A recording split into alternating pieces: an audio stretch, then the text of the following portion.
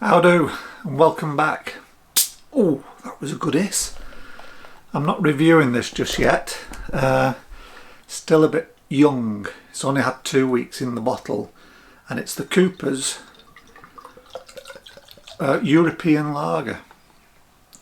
And according to the instructions, it says it needs 3 months in the bottle, so it's very young.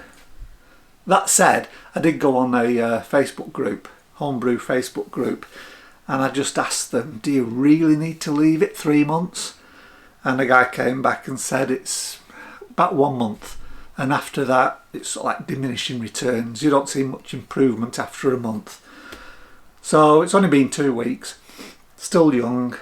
Give it another 2 weeks, maybe another month, just to be on the safe side, and then I'll do a review. But it's looking nice in the glass already, very clear. Just needs conditioning. Some nice carbonation there. It smells like a lager, just like your typical macro European lager.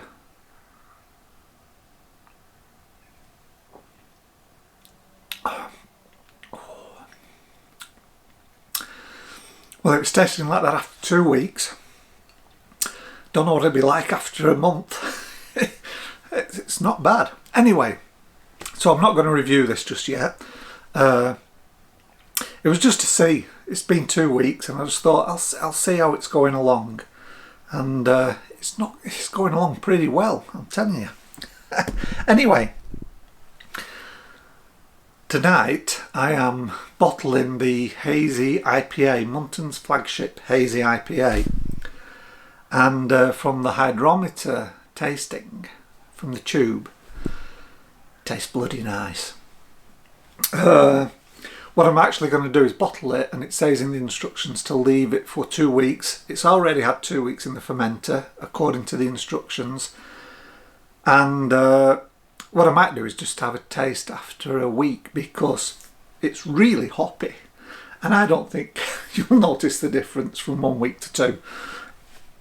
There's the old saying that hops cover a multitude of sins or imperfections, and I think that's going to be drinkable as soon as it's carved up, which usually takes about a week. So maybe next week I will actually do a tasting of the Hazy IPA, see how it goes. But what it did, it's really nice, and it made me think about trying some more of the Muntons Flagship range, and I was thinking either the West Coast IPA or the American Amber. That one looks tasty. So I went on to Malt Miller's website, and I looked for the Hazy IPAs, for the Flagship range, and there's a new one. There's a new Flagship style. Now, I did see Muntons advertise this on their Facebook page, and it's only a limited edition. I think maybe just for this summer, because it is very much a summer beer. This was about 3 weeks ago, and they said coming soon. And I went onto the Malt Miller's website, and it was already there, available for sale. So great, I bought one, and a couple of days ago the box came, the Malt Miller. So let's open it up and see what this new style is, and see what you get. I think it was about £26, something like that, 27. If memory serves me right, could be wrong. I think it was about that. What I like about the Malt Miller, as opposed to other retailers I use like Brew to Bottle and the Homebrew Shop, is the packaging, because you can just take this and just put it in the recycle bin. All the others, they've got these like airbag packaging, and you've got to go through and start popping them all, and then you've got to bundle it all up and throw it away. Malt Miller is just this. You just take it out to the recycle bin and just chuck everything in there, and it's perfect. Anyway, that's that. Put the invoice down there. So here it is. This is the new style limited edition. I'm thinking maybe just this year. Let just take it out, I'll show you. And there it is. Clean, crisp, clean, fresh, Kolsch style beer. Craft beer brewing kit, 40 pints, 4.8 ABV, estimated final gravity. Right, let's get it open and we'll see what we get. Okay, I like a Kolsch. They're a little bit more fruity than just your normal lagers. And I can never get into these bloody boxes. There we go. There we go. Nope. There it is. Still learning how to get into these. Right, so what do we get in the box? Well, first of all, what you get are the instructions. And one of the things that really impressed me when I did the hazy IPA is their instructions. I wish every beer kit came with instructions like this. Look at that. And I think we forget, those of us who have been brewing a while, you know, when you're first starting out, if this is your very, very first beer kit, you've never brewed anything before, we forget there is that little bit of trepidation. Am I doing everything right? Am I, you know. Listen, that for a beginner, brewing their very first kit beer, is perfect. Step by step, exactly what you need to do. You know, there's no need to be scared or anything like that. But we forget, I think, sometimes as home brewers who have been brewing now for a while, just that sense of uncertainty you have when you're brewing your first kit beer. Even though we know now, I mean, you could do it blindfold, you know, in about 15 minutes. But that very first one, you're all a bit nervous. You can't go wrong with these instructions, and I just wish more companies would produce instructions like these. So you get your instructions, you get 2 sachets of hot pellets, you get SARS 30 grams, and you get Hallertau 30 grams. So maybe that's a dry hop edition, I would assume. Oh, very nice, very nice. I was worried they was going to give us like an SO4 or a USO5. No, they've gone with a Kolsch yeast. It's a Safale K97, which I think they actually call a German ale yeast, suitable for Kolsch style, and it gives a subtle fruitiness to the beer. So that's an 11.5 gram pouch there.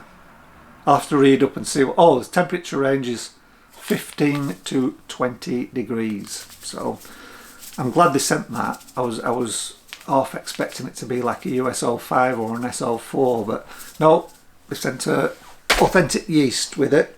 You get your little muslin bag, or nylon bag, it's not muslin. That's to go over your siphoning tube. If you put the hops in directly, it'll just catch any matter when you're racking into a secondary. And what do you get? Oh, this is a bit different. The other ones came with pouches.